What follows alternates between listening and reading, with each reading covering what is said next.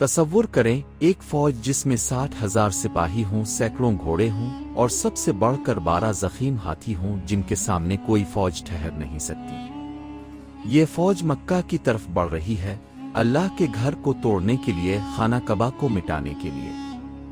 सामने एक छोटी सी बस्ती जिसमें ना फौज है ना हथियार, सिर्फ कुछ लोग जो अपने रब पर भरोसा करके पहाड़ों में चले गए। और फिर आसमान से छोटे छोटे परिंदे आए, हर परिंदे के पास 3 कनखियां, और इस जबरदस्त फौज को ऐसे तबाह किया कि जैसे खाए हुए भूसे की तरह रेजा रेजा हो गए। ये कहानी है असहाब अल-फील की, वो वाक़या जो अल्लाह ने पूरी सूरा में महफूज कर दिया ताकि क़यामत तक के लिए सबक रहे। ये वाक़या आम अल-फील का है, हाथी का साल, जो नबी करीम सल्लल्लाहु अलैहि वसल्लम की पैदाइश से 50 दिन पहले पेश आया। यानी अल्लाह ने अपने महबूब नबी की आमद से पहले अपने घर की हिफाजत की और दुनिया को दुखा दिया कि जो अल्लाह के घर को नुकसान पहुंचाने आए, अल्लाह इसे कैसे तबाह करता है। लेकिन ये कहानी शुरू होती है यमन से, अब्रहा नाम के एक हबशी हुक्मरान से, जिसके दिल में अपने आप को अजीम समझने का वो था। अब्रहा हब्श से आया था और यमन पर हुकूमत करता था। इसने यमन में एक अजीम अलशान गिरजा तामीर कराया था। अल्क्लस नाम का गिरजा जो बहुत खूबसूरत था, सोने चांदी से सजा हुआ था, और अब्रहा चाहता था कि अरब के लोग हज के लिए मक्का की बजाय इसके गिरजा में आए। ये इसका ख्वाब था कि खाना कबा की जगह इसका गिरजा मशहूर हो जाए और सब लोग यमन की तरफ रुख करें। लेकिन कबा वो घर था जो हज़रत इब्राहीम अलैहिस्सलाम ने तामीर किया था, जिसकी बुनियाद खुद अल्लाह ने रखी थी, और अरबों के दिल इससे जुड़े हुए थे। एक दिन अब्रहा को खबर मिली कि एक अरब ने इसके गिरजा में जाकर इसे नापाक कर दिया है। बाज़ रवायत में आता है कि किसी शख्स ने गिरजा में गलाज़त डाल दी। अब्रहा बहुत गुस्से में आया, इसने पूछा ये किसने किया। इसे बताया गया कि ये मक्का वालों में से किसी ने किया है, क्योंकि तुम उनके कबा का मुकाबला करना चाहते हो। इस बात ने अब्रहा को और भी ज्यादा मुश्तिल कर दिया। इसने कसम खाई, मैं खाना कबा को तोड़ कर रहूंगा, मैं इसे मिट्टी में मिला दूंगा और देखूंगा कि फिर लोग कहाँ जाते हैं। अब्रहा ने अपनी पूरी फौज तैयार की, 60,000 सिपाही, सैकड़ों घोड़े और सबसे अहम 12 ज़ख़ीम हाथी।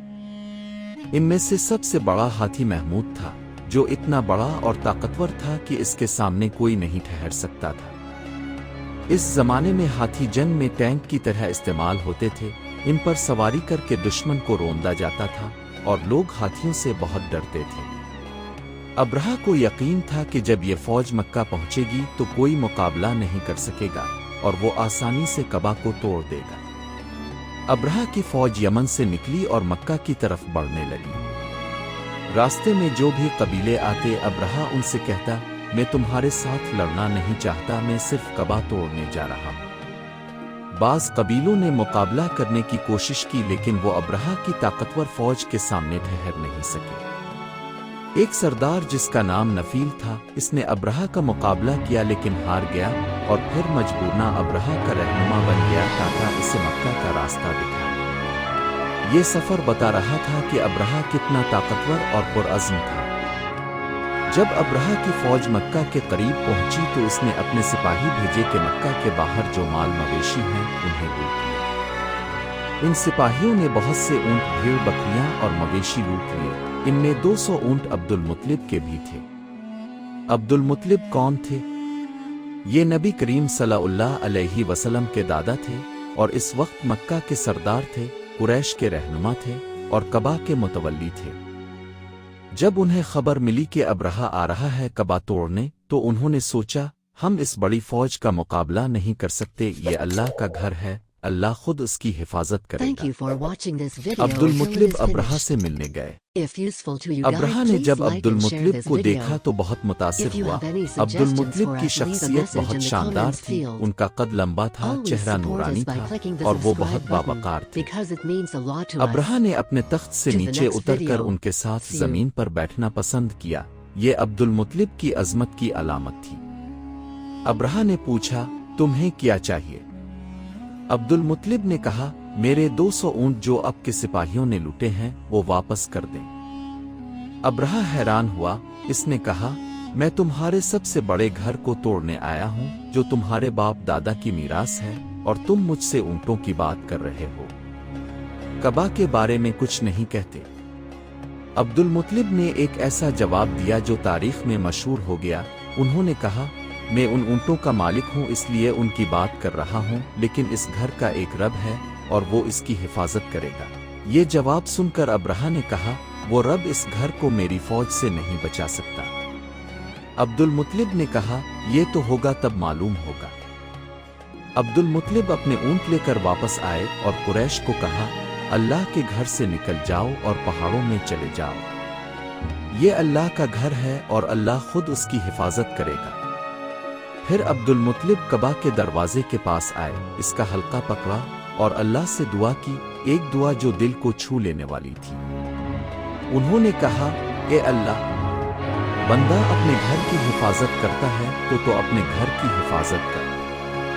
उनका सलीब और उनकी चालाकी तेरे दीन पर गालिब ना आने पाए। अगर तू चाहे तो उन्हें छोड़ दे, लेकिन अपने घर को जरूर बचा। इस दुआ के बाद अब्दुल मुत्तलिब और तमाम कुरैश पहाड़ों में चले गए। वो दूर से देखना चाहते थे कि क्या होता है। अब्रहा की फौज अगले दिन कबा की तरफ बढ़ने के लिए तैयार थी। सुबह हुई, अब्रहा ने हुक्म दिया कि फौज आगे बढ़े। लेकिन फिर एक अजीब बात हुई। सबसे आगे महमूद हाथी था जिस पर अब्रहा का भरोसा था। जब इस हाथी को कबा की तरफ मोड़ा गया तो वो बैठ गया। इसे लाठियों से मारा गया, लोहे की सलाखों से जख्मी किया गया, लेकिन वो आगे बढ़ने से इनकार करता रहा।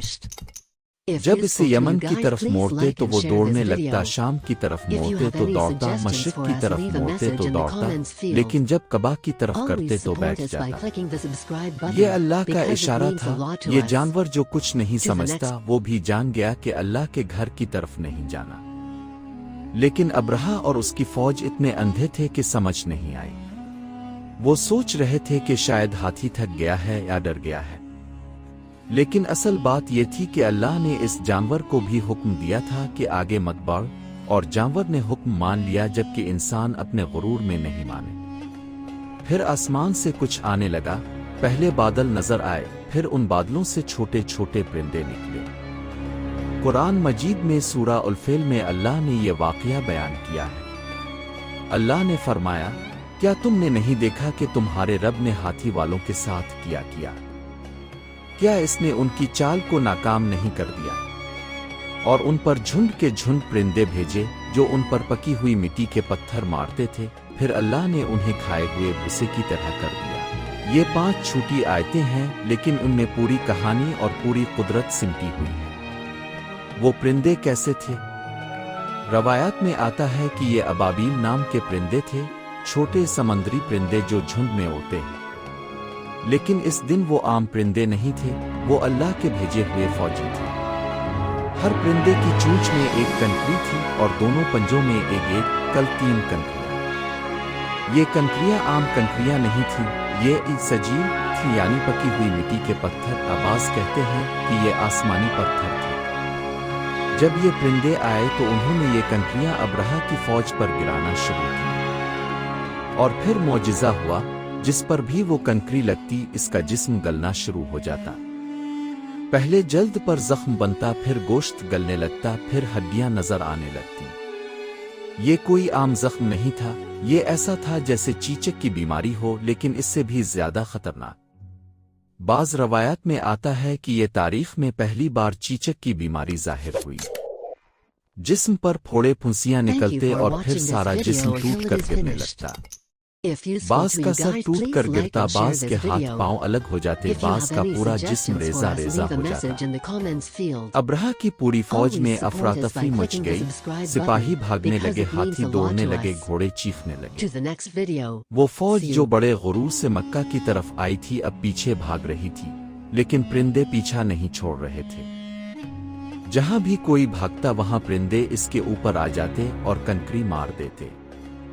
नफील, वो रहनुमा जो मजबूरी में अब्रहा का साथी बना था, वो पहाड़ों में भागा और वहां से ये मंजर देखकर चीखने लगा, ए खुदा के परिंदों, नफील को ना मारना, नफील तुम्हारा दोस्त है, अल्लाह ने इसे बचा लिया क्योंकि वो मजबूरी में आया था। अब्रहा खुद भी भागा, लेकिन एक कनकरी इसके सर पर लग गई। वो भागते भागते यमन की तरफ जाने लगा, लेकिन रास्ते में इसका जिस्म टूटता रहा। रवायात में आता है कि इसकी उंगलियां एक एक करके गिरने लगें, फिर हाथ पांव, फिर दूसरे आज़ा। जब वो यमन पहुंचा तो इसका जिस्म एक खिले हुए जख्म की तरह था, और फिर उसकी छाती फटी और इसमें से इसका दिल निकल कर गिरा और अब्रहा मर गया। ये इसका अंजाम था जिसने अल्लाह के घर को तोड़ने की सोची थी। जो सिपाही भाग कर यमन पहुंचे वो अपनी कौम को ये वाक़या सुनाते रहे कि आसमान से परिंदे आए, कनकरियां मारते रहे और पूरी फौज तबाह हो गई। ये खबर पूरे अरब में फैल गई और लोग हैरान थे, ये कैसे हुआ? कैसे छोटे छोटे परिंदों ने इतनी बड़ी फौज को तबाह कर दिया? लेकिन जो ईमान रखते थे वो जानते थे ये अल्लाह की कुदरत थी, ये अल्लाह का घर था और अल्लाह ने अपने घर की हिफाजत की। ये वाक़या इतना मशहूर हुआ कि इस साल को आम अल-फील कहा जाने लगा, हाथी का साल। और 50 दिन बाद इसी शहर में इसी कबा के करीब एक बच्चा पैदा हुआ, मोहम्मद सल्लल्लाहु अलैहि वसल्लम। अल्लाह ने अपने घर को बचाया और फिर अपने आखिरी नबी को भेजा जो इसी घर की तरफ लोगों को बुलाएंगे, जो पूरी दुनिया को तौहीद का पैगाम देंगे। ये कोई इत्तेफाक नहीं था, ये अल्लाह का मंसूबा था।